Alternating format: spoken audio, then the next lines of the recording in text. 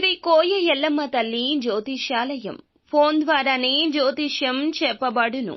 విద్య, ఉద్యోగం, వ్యాపారం, ప్రేమించిన వారు దూరం అవడం, భార్యాభర్తల మధ్య గొడవలు, అత్తాకోడళ్ల మధ్య మనస్పర్ధలు, కుటుంబ సమస్యలు, ఆర్థిక సమస్యలు, పెళ్లి కుదరకపోవడం, సంతానం ఆలస్యం కావడం, స్త్రీ పురుష వశీకరణం, చెడు ప్రయోగ నివారణ మొదలగు ఎటువంటి సమస్యలకైనా పరిష్కారం చూపబడును. స్త్రీ పురుషులకు ఎటువంటి సమస్యలు ఉన్నా నమ్మకంతో కాల్ చేయండి. గురూజీ గోవిందరాజు. Phone number 9703930797.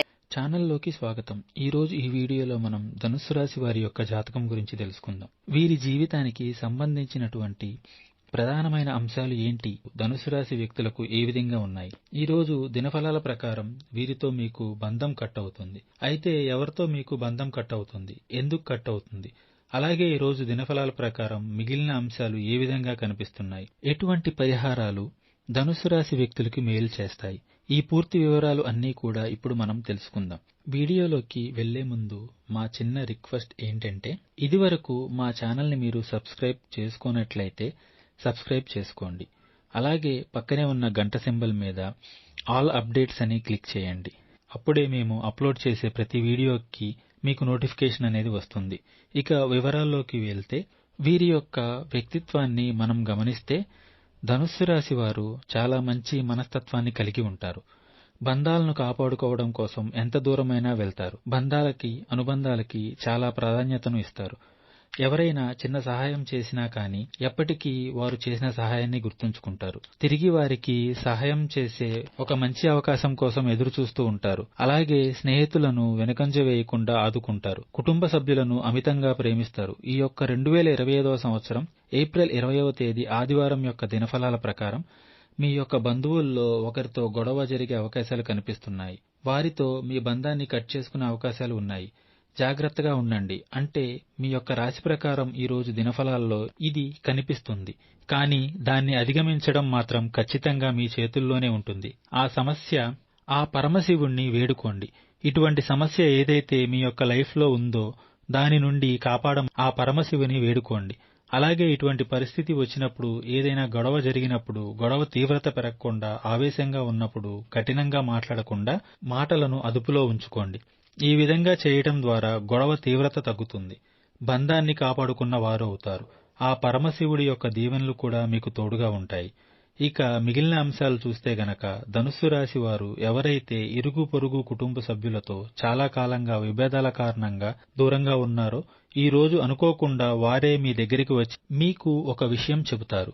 మీతో చాలా సఖ్యతగా మాట్లాడతారు. ఏ గొడవ జరగనట్లుగా మీతో బిహేవ్ చేస్తారు. ఇది మీకు చాలా ఆనందాన్ని ఇచ్చేటటువంటి అంశం.